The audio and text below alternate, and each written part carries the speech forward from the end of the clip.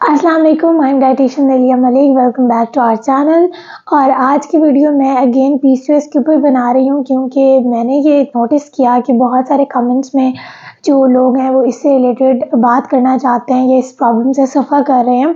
तो आज की वीडियो में मैं डिस्कस करूँगी कि पीसीओएस का मेन कॉज क्या है और किन 4 स्टेप से आप इसको रिवर्स कर सकते हैं।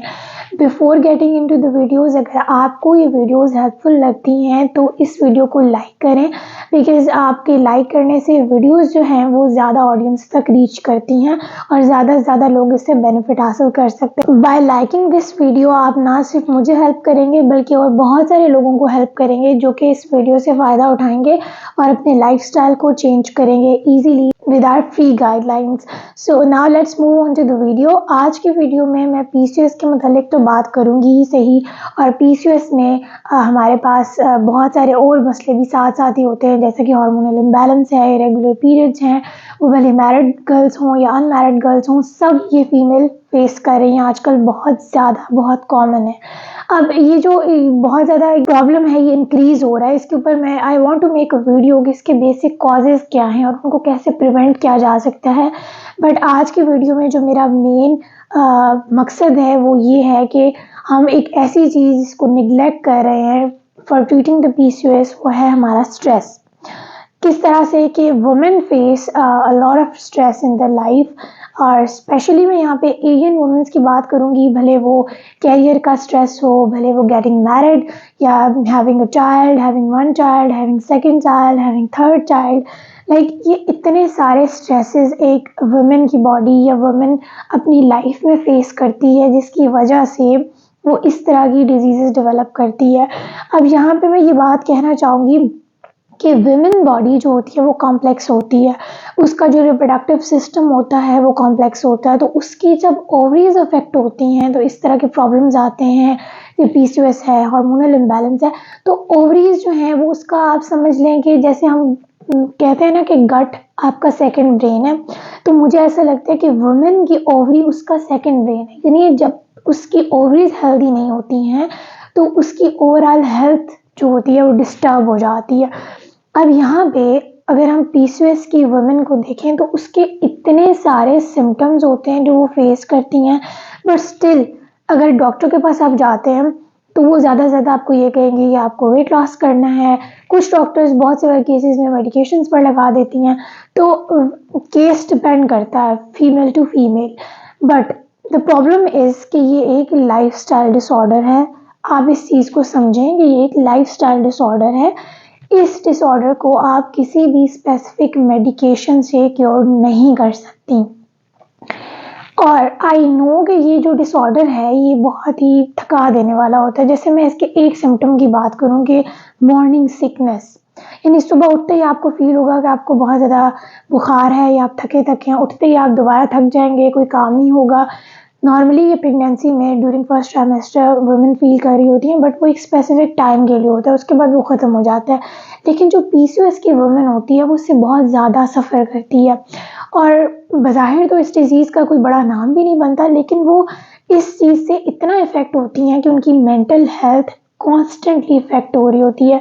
फिर अगर आप इसकी वजह से वेट गेन कर रही हैं तो एक बहुत बड़ा टैबू कि वेट गेन कर लिया है, तो वैसे ही हमारे वुमेन को बहुत सारे और प्रॉब्लम्स फेस करने पड़ते हैं, कलर से रिलेटेड, हाइट से रिलेटेड। तो वेट तो एक और बहुत बड़ा इशू है जो कि स्ट्रेस फैक्टर को इंक्रीज़ करता है।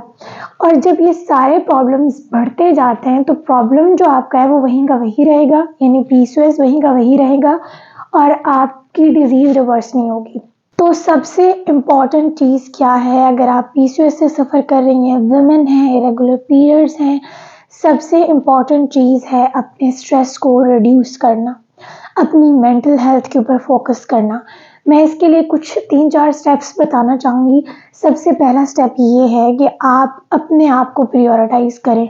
नॉर्मली वुमेन क्या करती हैं, अगर वो घर में हो तो अपने पेरेंट्स को प्रायोरिटाइज़ करती हैं, it's a very good thing, और मैरिड हों तो हस्बैंड को प्रायोरिटाइज़ करती हैं, that's a very good thing, और फिर बच्चों के बाद बच्चों को प्रायोरिटाइज़ करती हैं, ये भी बहुत अच्छी बात है। But where are you, I mean if you are not taking care of yourself, आप अपने आप का ख्याल नहीं रखती, अपनी बॉडी का ख्याल नहीं रखती, तो यकीन करें कि आप समझें कि आप किसी से भी प्यार नहीं करती हैं अगर आप खुद से प्यार नहीं करती हैं, अपना ख्याल नहीं रखती। स्पेशली अब अगर हम इस जनरेशन में देखें तो हम सब अपनी मदर्स की बहुत केयर कर रहे होते हैं, क्योंकि हमें ऐसे लगता है कि वो अपनी केयर नहीं करती। और ये कितनी अच्छी बात होगी ऐसे बच्चों के लिए जो देखें कि उनकी जो मदर्स हैं वो स्ट्रॉन्ग हैं, या वाइफ्स जो हैं वो स्ट्रॉन्ग हैं, they are taking care of their self, they are healthy, they are exercising, they are having a good lifestyle, healthy lifestyle. तो ये कितनी अच्छी और हेल्दी बात होगी, क्योंकि हम जिनसे प्यार करते हैं अगर हम उनको हेल्दी देखते हैं तो ये बहुत ही अच्छी बात होती है। बिलीव मी, जो वुमेन होती है उनको इर्द गिर्द के लोग जो आपसे प्यार करते हैं वो आपको हेल्दी देखना चाहते हैं, आपको स्ट्रेस फ्री देखना चाहते हैं, आपकी डिजीज़ेज़ को ख़त्म होता देखना चाहते हैं, आपको हेल्दी एंड हैप्पी देखना चाहते हैं। अगर आप इस छोटी सी चीज़ को भी माइंड में रखती हैं तो आप अपना ख्याल रख सकती हैं। और अपना ख्याल रखने, अपने आप को प्रायोरिटाइज़ करने का ये हरगिज़ मतलब नहीं है कि आपने इर्द-गिर्द के लोगों का ख्याल नहीं रखना। ऑब्वियसली आपने उनका भी ख्याल रखना है, बट आपने अपने आप को भी प्रायोरिटाइज़ करना है। और ये बात मैं इसलिए भी कह रही हूँ कि बहुत सारी जो वुमेन मुझे देखती हैं, दे आर हाउसवाइफ्स, they are married, they are taking care of their children, but they are not taking care of their selves. So इस वजह से आप जो है ऐसी प्रॉब्लम्स में घुस जाती हैं, जैसे कि पीसीओएस है जो बाज़ाहिर दिखता भी नहीं है, बट वो अंदर ही अंदर इतना फ्रस्ट्रेटिंग होता है, आपकी मेंटल हेल्थ पे, आपकी फ़िज़िकल हेल्थ पे इतना थका देने वाला होता है। फिर सोसाइटी का प्रेशर और ये सारी चीज़ें आपके स्ट्रेस को इंक्रीज़ करती हैं। तो सबसे पहली चीज़ आज आपने ये सीखी है कि आपने अपने आप को प्रायोरिटाइज़ करना है। और सेकंड इम्पॉर्टेंट चीज़ ये है कि आपने अपना ख़्याल रखना है। अपने आप को प्रायोरिटाइज़ करना, अपना ख़्याल रखना, स्ट्रेस फ्री रखना इज़ वेरी इंपॉर्टेंट। उसके लिए आप कुछ भी कर सकती हैं जो आपको पसंद है।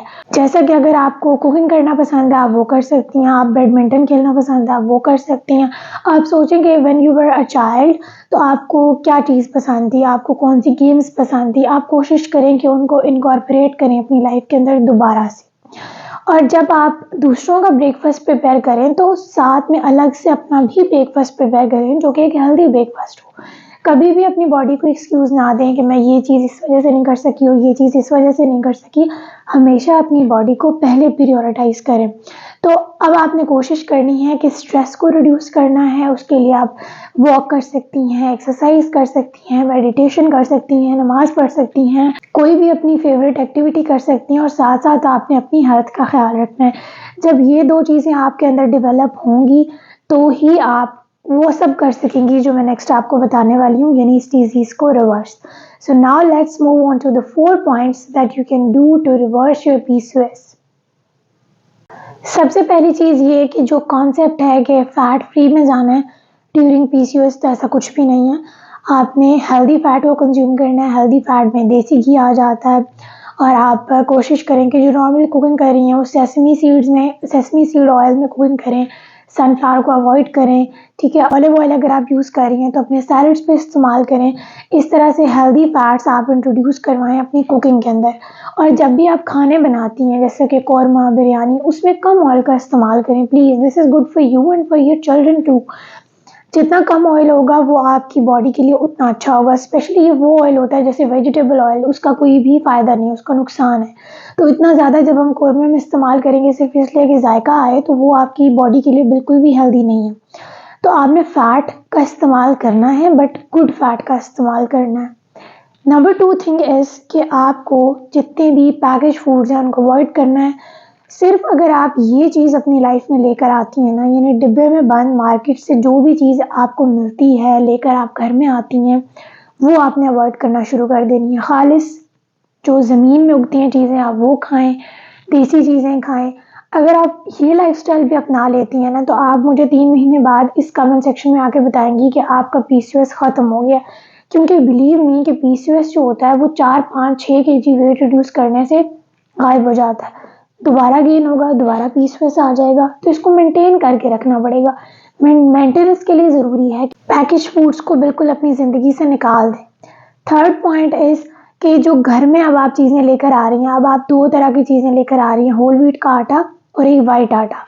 वाइट आटे का भी पराठा बन सकता है, बहुत लज़ीज़, बहुत मज़े का लगता है, बहुत सारे तेल में, बट बहुत अनहेल्दी है। सो आपको इस्तेमाल करना है सिर्फ होल ग्रेन के प्रोडक्ट्स, यानी कि होल व्हीट आटा, मल्टीग्रेन आटा, ब्राउन ब्रेड, ब्राउन राइस मैं नहीं कहूँगी, वाइट राइस अगर आप एक पोर्शन में भी लेती हैं तो पीसीओएस आपका रिवर्स हो जाएगा। उसके बाद जो हमारा पॉइंट है वो ये है कि आपने खाना टाइम पे खाना है। ये जो चीज़ है ये बहुत मुश्किल है फॉलो करनी। रमज़ान में तो हम फॉलो कर लेते हैं, लेकिन नॉर्मल डेज़ में हमारा टाइम फिक्स नहीं होता, और जब तक टाइम फिक्स नहीं होता ना, आपकी बॉडी सर्केडियन क्लॉक के अराउंड नहीं चलती। कोशिश करें कि सुबह उठें जब सूरज निकलता है, और उस टाइम पे उठने के बाद अपना टाइम एक फ़िक्स करें कि इन 2 घंटों के दरमियान आपका नाश्ता होगा। इसी तरह लंच का टाइम फ़िक्स करें, और जैसे ही सूरज ग़ुरूब होता है तो आप अपना डिनर कंप्लीट कर लें, अगर आप अपनी डिज़ीज़ को रिवर्स करना चाहती हैं। I don't want to repeat it, आप इसे दोबारा पीछे करके सुनें और इसको ज़हन में बिठा लें कि ये तरीका जो ईटिंग का है, इससे भी आप अपना पीसीओएस रिवर्स कर सकती हैं। Last 2 things are very interconnected, और वो है एक्सरसाइज एंड स्लीप। अब आप सोचें कि जब आप बच्ची थीं तो आप यकीनन भागती होंगी, दौड़ती होंगी, लेकिन अब आप बिल्कुल भी नहीं भागती, दौड़ती, कोई आपकी फ़िज़िकल एक्टिविटी नहीं है, आपको वॉक करना भी मुश्किल लगता है, कोई बैडमिंटन नहीं खेलती, क्रिकेट नहीं खेलती, तो कोई किसी भी तरह की फ़िज़िकल एक्टिविटी नहीं है, कोई एक्सरसाइज़ नहीं है। इस वजह से भी आपकी ओवरीज़ अनहेल्दी हो गई हैं, तो कोशिश करनी है कि आपने एक्सरसाइज़ अपनी बॉडी में वैसे ही वापस लेकर आनी है जैसे आप बचपन में करती थी। और next thing is sleep. Sleep on time and wake up on time, this is very important, क्योंकि स्लीप का जब तक आपका शेड्यूल फिक्स नहीं होता, आपकी बॉडी जो है वो रिकवरी मोड में नहीं जाती। बहुत सारे लोग इसलिए वेट लॉस नहीं करते क्योंकि उनकी स्लीप रूटीन प्रॉपर नहीं होती। स्लीप का बड़ा हाथ है वेट लॉस करने में, इस चीज़ को आप अंडर एस्टिमेट नहीं कर सकते। और ये जितनी भी मैंने बातें बताई हैं, ये सारी एविडेंस बेस्ड, रिसर्च बेस्ड हैं, और इस सारे पैटर्न को फॉलो करते हुए दुनिया में इतने सारे लोगों ने अपनी लाइफस्टाइल को चेंज किया है, इतनी बड़ी-बड़ी बुक्स लिखी हैं कि किस तरह से इस सारे पैटर्न को फॉलो करके हमने अपने डिजीज़ेज़ को रिवर्स किया है। अगर आप भी इस वीडियो के एंड तक आए हैं तो बिलीव मी, इन सारी गाइडलाइंस को फॉलो करने से आप भी अपने पीसीओएस से जो है वो हमेशा के लिए छुटकारा पा सकते हैं। और ये जितनी भी बातें आप सुन रहे होते हैं अपने वेट से मुतल्लिक, या अपनी मेंटल हेल्थ से मुतल्लिक, या अपनी डिजीज़ से मुतल्लिक, उनसे भी छुटकारा आपको मिल जाएगा, क्योंकि आप हेल्दी होंगे। और हेल्दी रहने के लिए ज़रूरी है कि एफर्ट्स पुट करें और फिर उसमें कंसिस्टेंट रहें। Hope you find this video informative. If you find this video informative, share it with your friends and family. Till next time, Allah Hafiz.